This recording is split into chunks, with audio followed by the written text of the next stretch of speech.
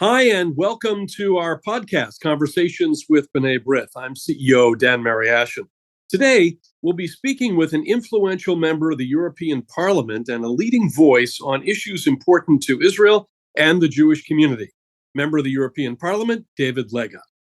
But first, if you enjoy this program, subscribe to Conversations with B'nai B'rith wherever you get your podcasts and leave us a rating. And you can subscribe to our YouTube channel and like us on Facebook for all of our latest content. Today, we have the pleasure to speak with a member of the European Parliament and a friend of B'nai B'rith, David Lega. MEP Lega has been a member of the European Parliament since 2019, Swedish national and one of just a handful of Jewish members in Parliament. He is part of the Christian Democratic Party, affiliated with the center-right European People's Party, the EPP. He serves on the Committee on Foreign Affairs and its Subcommittee on Human Rights, and is his group's standing rapporteur on Iran. Throughout his tenure, Lega has been a leading voice and prominent advocate for strengthening EU-Israel ties. He has led the fight to review EU funding to the Palestinian Authority due to concerns over anti-Semitic content in school textbooks, and has pushed to ensure that EU funds do not reach terror-linked organizations. In 2023, Lega, along with colleagues from other political groups, succeeded in initiating the Abraham Accords Caucus. It's also worth noting, unsurprisingly, that David is a board member of the European Parliament's Working Group Against Anti-Semitism, with B'nai B'rith serving as an advisory organization. Beyond all this, Lega works ardently on children's rights as co-chair of the Parliament's group on that topic. He also served as deputy mayor of the beautiful city of Gothenburg. And hear this, he is a 14-time world record-holding Paralympic swimmer. David, thank you for being with us today and for your important work. We're happy to have you. Thank you so much, Dan. And I must say thank you for all that you do. Our cooperation with B'nai B'rith in Brussels throughout this whole mandate has been incredible and very important to us as politicians. So we couldn't have done what we do without you. Thank you. Thank you. And as we're recording this, it is the last week before the European elections. Your time in the European Parliament is nearing its end, and we wanted to take this time to have you reflect on this tumultuous period and a time well spent pushing important items on your agenda forward. So tell us, what are your reflections on 5 years of service? Well, it started out naturally as for everyone as a tumble dryer. When you come into an institution of that size, we have 705 members from 27 member states. So it's a bit chaotic, naturally, in the beginning to form all the committees and see how can we make the most influence. But after a while, it became pretty evident that we needed to strengthen the EU's relations with Israel because it was pretty bad in the beginning. But I would say that changed a lot during the mandate because we had so many different crises. I mean, these 5 years, first with the pandemic and then with Russia's illegal war on Ukraine, and now Hamas attack on Israel on October 7 has really shaped how the parliament will work for the next mandate. And I think that many people who questioned the EU's role are now completely in favor. It's like the European Union got back its reason of existence, an actor for peace. Well, this parliamentary term comes to an end in what is now for us and for Jews worldwide and for Israel and Israelis, a new world, a post-October 7th world. In the days immediately following the Hamas attack, the European Commission and the Parliament flew the Israeli flag. Leaders declared alongside Israel that Hamas must be defeated, that Israel had a right to defend itself. And you were among the most vocal parliamentarians calling for a halt to funding for UNRWA amid revelations that UNRWA employees took active part in these attacks. But as you've indicated, the tide has turned, and European nations now are ostracizing Israel. We've seen For example, the unilateral recognition of a Palestinian state by some EU members just in the last couple of weeks, a move which we believe is counterproductive to a lasting solution to this conflict. So where do you see Europe going in its relationship with Israel? And you might comment perhaps on some of the bilateral relationships that you see. And how do you see the elections influencing this? Well, a lot of questions at the same time, but let me start with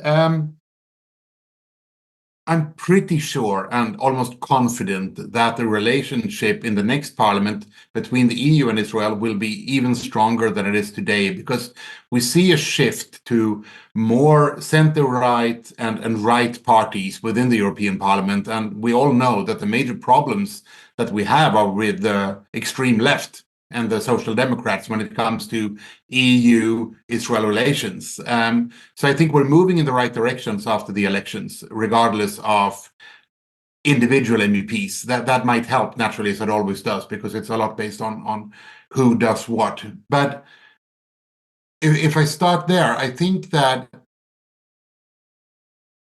we've been so many who tried to be vocal against the funding of UNRWA for many years, and everyone was a bit hesitant to remove the support. We pushed for it for several years. And when October 7 happened, I mean, we all were shocked, sad. I mean, I think all of us cried many times after that day, but I was also furious because we warned for this. We know what school materials the terrorists from us read during their upbringing before they committed these horrible acts on October 7. So to even say that we need to investigate if taxpayers, EU taxpayers' money were involved is absurd. We know they were involved. We just need to make sure that it doesn't happen again. And with the conditionality that we now have placed on funding of UNRWA as a start, and I think that we won't succeed in removing all the UNRWA money right now. And that's not really what concerns me, because right now all that they can do and needs to do is to provide immediate help, food and water. What I really worry about is we cannot have UNRWA taking part in the rebuilding of Gaza after this.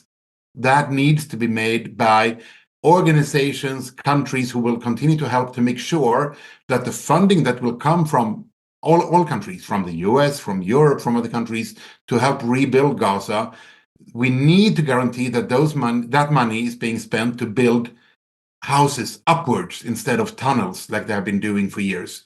That's the most important thing to me, to make sure that the money in the future will rebuild and shape Gaza as a positive force together with the other countries in the Middle East, the Abraham Accord countries. They need to take a more constructive part in the rebuilding than they were expected to do before. You know, there's been discussion about what could replace UNRWA.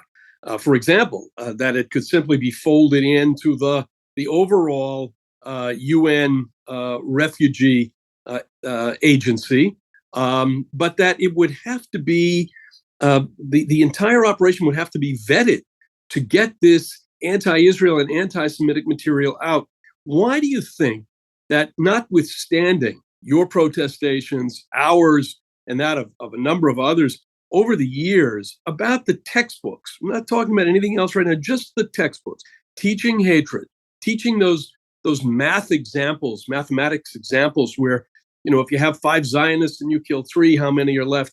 Why is it that has not happened? Why have they not changed that? I don't know. We pushed so hard. Honestly, I don't know why the fear of actually restructuring UNRWA as needed hasn't already happened. And we pushed for it so many times. Many organizations, B'nai B'rith, you have been extremely active, but many other organizations as well. And we also have all the evidence from organizations like UN Watch, who have shown the active participation of UNRWA workers in the attacks. I mean, we have all the evidence. Now we just need to make sure that they have the political leadership to guarantee the restructuring. Well, let's move to another topic. You've been a real leader on issues relating to Iran. You've supported the women's revolution and were instrumental in securing the prestigious Sakharov Prize for Freedom of Thought for Jina Mahsa Amini and the women life freedom movement in Iran. You've been calling for the listing of the Islamic Revolutionary Guard Corps, the IRGC, as it's called, as a terror group. Now, the EU Council has sanctioned Iran's defense minister and the commander of the IRGC Quds Force. Is a ban on the IRGC finally coming? And what do you expect on this front from the next parliament? Well, the European Parliament, I'm so happy that they finally backed my initiative to push for the terror designation of the IRGC. I mean, we have that decision in the European Parliament, and I cannot understand why Josep Borrell, the High Representative in charge of foreign affairs, hasn't made it happen as we have told him to do. But there are so many things that we have pushed Josep Borrell to do when it comes to Israel, to Gaza, to Iran, that hasn't happened yet. So I think, honestly, what needs to happen is that we need a new commissioner in charge of foreign affairs, because Josep Borrell won't do it. I mean, he is the one who expressed condolences to Ibrahim Raisi after his helicopter crash. I mean, to send condolences to the butcher of Tehran and not to all the people that he murdered is, for me, absurd. And that has been sort of his position during these 5 years. So it has been a fight, not only against the regimes like Iran's regime, but also to push him to do what he's told to do. But I seriously doubt that they will have a position for someone like him again after the election. So that's one of the really good news of the mandate coming to an end. When you talk about these issues, and let's, leaving aside the center right and the right for a second, when you're in the corridors or you're in the hearing rooms and you're having informal discussions with your colleagues, as we would say here, on the other side of the aisle, is there a real understanding, notwithstanding how some of them may vote, is there a real understanding of what's going on in terms of human rights abuses inside Iran? Yes, when it comes to Iran now, I think it is. But unfortunately, it took too long to get all my colleagues on board when it comes to Iran. I think one of the reasons that the parliament now unites and sees that Iran is a threat not only to its own citizens, they're not only treating them horrible, they're also really a global actor, is when they started selling drones and rockets to Russia. Suddenly, their weapons did not only go to Hezbollah and to Hamas, but also to Russia, killing Europeans for the first time. And that made a difference. Just as Europe's reaction and awakening when it comes to the threat of China came along with Russia's invasion or war on Ukraine. So I think that really made many people wake up to see that the axis of evil are active again. We have Russia, we have Iran, we have China and North Korea, and they are working together. And all those who said that they have nothing in common, they have no similar ideology. I mean, neither did Nazi Germany and Japan. They worked together anyway. So now I think the naivety is gone, also when it comes to Iran. Finally. Well, sticking with predictions for a moment, the formation of the Abraham Accords caucus was a tremendously important milestone that you ushered in. October 7th has put the Accords to the test with some mixed results. A Saudi normalization deal still appears to be, if not on the table, then on the horizon. People continue to talk about it, which is encouraging in terms of the long view. How would you like to see your European colleagues engaging constructively in furthering the Accords and in maintaining and in building the caucus? Well, I think managing to found the Abraham Accords caucus or network within the European Parliament is probably one of the things that I'm most proud of after these 5 years, because I said, partly as a joke to a colleague, that I think it was easier signing the Abraham Accords than getting the parliament to actually found this group. But when we did it, I think it's extremely important because we have the network over the ideological trenches between the different party groups. I mean, we don't have one aisle, we have 8 parties. So naturally, there is a difference. And finding representatives in each group that are willing to actively promote and work to support the Abraham Accords in Europe was hard, because everything that everyone talked to about in the European Parliament when I started was, we will not and we cannot support anything in the Middle East until we have a two-state solution. And I tried to explain for several years that these are not in opposition. You can be in favor or not against the two-state solution and still support other amazing peace initiatives. And I don't know where the world would have been if we didn't have the Abraham Accords before October 7th. I mean, look at the latest rocket attacks from Iran just a few weeks ago. That so many other countries helped, not only gave Israel weapons, but we had many countries, including Jordan, Saudi, and others, who actively helped defending the Jewish state. It's unheard of. And my view is that that really weakened Iran instead of strengthening it. So the Abraham Accords are there to stay. I hope that we will have Saudi signing that one or another agreement normalizing relations with Israel soon, because that will make the shift even further, again, towards democracies and against regimes like Iran.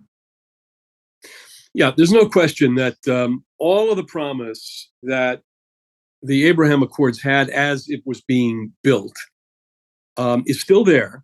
The promise is still there. We have to deal with the Gaza issue, but it will be there after that is over, and that's extremely important. And the role that you played, and will continue to play, we hope, in furthering this along, of course, is extremely important. David, as our conversation draws to a close, I won't ask you to reveal what your next moves are, but I am tempted to know. We'd love to know what your top highlight or your high point from the past 5 years, and if you give us a little bit of an indication about what's next on your agenda. Well, it's not ready yet, but I know that I will continue to work in these areas because these are the ones closest to my heart. And you know, just a few months ago, I was in DC and I had a meeting with Deborah Lipstadt on the special envoy to combat anti-Semitism.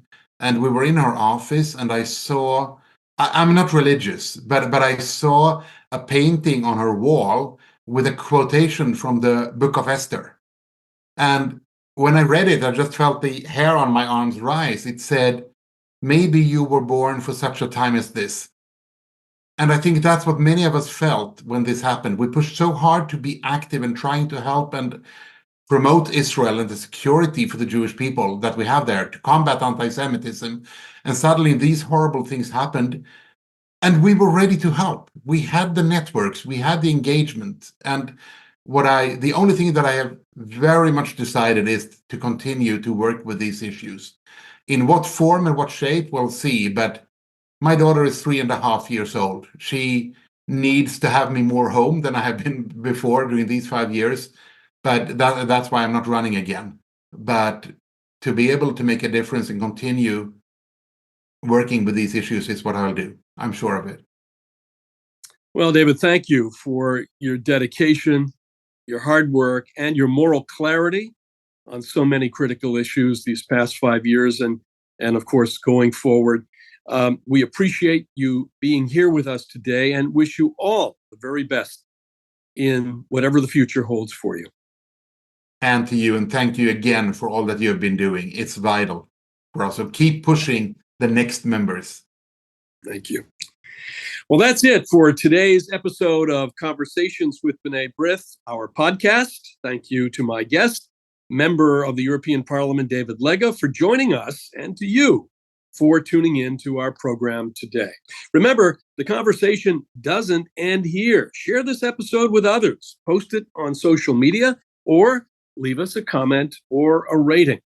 And for all of our latest content, and if you haven't already, follow or subscribe to Conversations with B'nai B'rith wherever you get your podcasts. Subscribe to our YouTube channel and like us on Facebook.